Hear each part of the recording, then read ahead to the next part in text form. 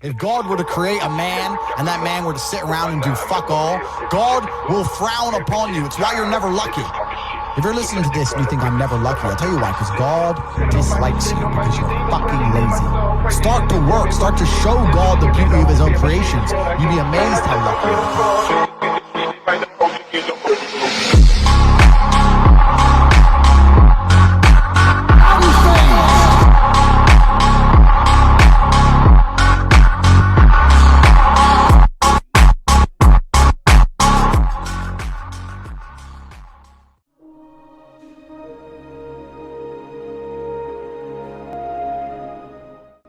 On the one hand, your brain wants to save energy in order to survive, and on the other hand, your brain wants to level up in order to reproduce.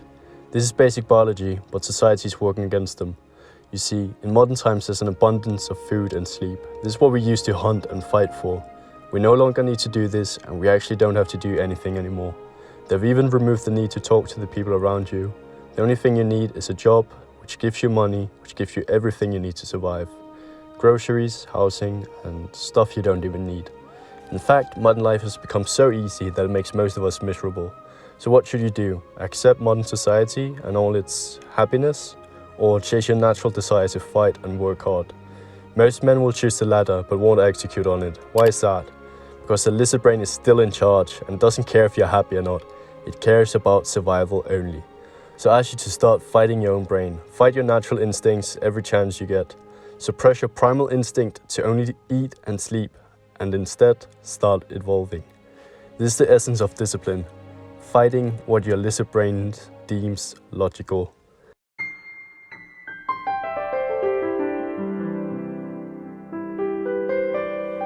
There is one thing which society hasn't gotten rid of: competition. You can't get what you want without having to win against other people. There has to be winners and losers, and you are in this competition regardless if you want it or not.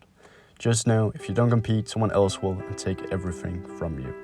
Most people try not to compete because it's hard and they don't want to feel embarrassed if they lose, which is good for you. You can easily climb to the top 10% of the population by just participating. Congrats, here's your participation trophy. But once you get there, it's going to be extremely difficult to fight. Because nowadays you're competing against the world and not just your own tribe. You're fighting against some kid from Norway who has the exact same goals as you, and another kid from France, another from the UK, one from Germany, the list goes on. Competition went from beating 5 males from your tribe to beating 100 million males scattered across the world. How do you win against all these people? The answer is simple, but difficult to execute.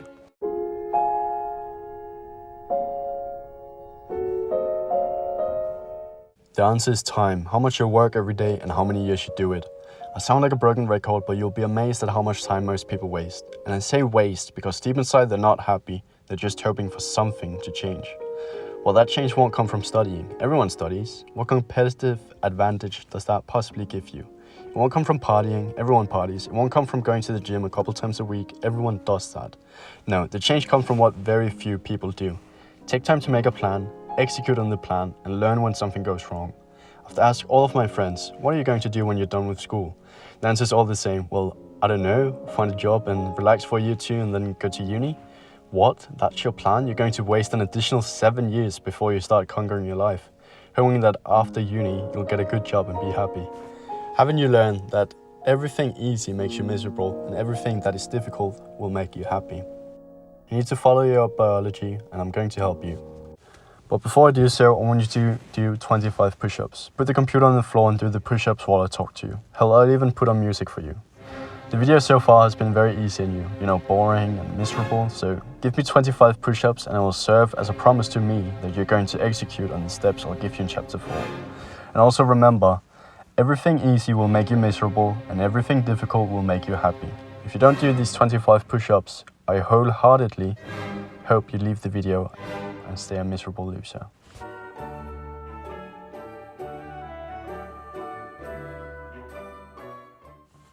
So because I'm such a generous and nice man, I've saved you the headache of coming up with a plan yourself. You can have this plan. It's the one all your favorite influencers have used. This is a plan that is going to take years to execute, but how will that plan look like on a week-to-week basis? Well, that's of course up to you to decide, but here's how your week should look like. Take screenshots of your preferred timetable and put it as your background on your computer and phone. Or you can make your own timetable using Excel or notes. And please take action. I can't have only 1% of the people watching this video actually taking action and getting such a competitive advantage. But besides having a concrete plan on a week-to-week basis, you also need to be held accountable. You have to track your time as well. I've left the link down below so you can start tracking your time today. This is the single most important step in this video: time tracking. Nothing is more motivating than watching yourself waste your life away, and there's certainly nothing in this world that will change your behavior faster than seeing that you've played video games for 6 hours, watched YouTube for 5 hours, and jerked off for an hour. And don't even get me started on pseudo-productive tasks like doing homework or going to the gym. Everyone does that, so it's a minimum requirement. You need activities above that, activities that will set you apart.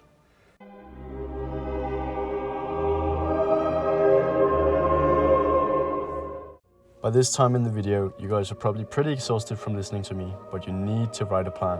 What are 2 things you want to achieve in the next 2 weeks? Go to the gym every day.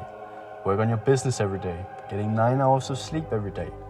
I endorse ambitious goals. I can't stand people who, I guess I can start doing martial arts, then proceeds to do it for a couple times a week for a month and then quit. Write some good goals on a piece of paper and put it somewhere where you can see it, so you're going to be reminded of it every day. Anyway, I hope for your own sake you're going to take action. Cheers! You used to call me on my cell phone.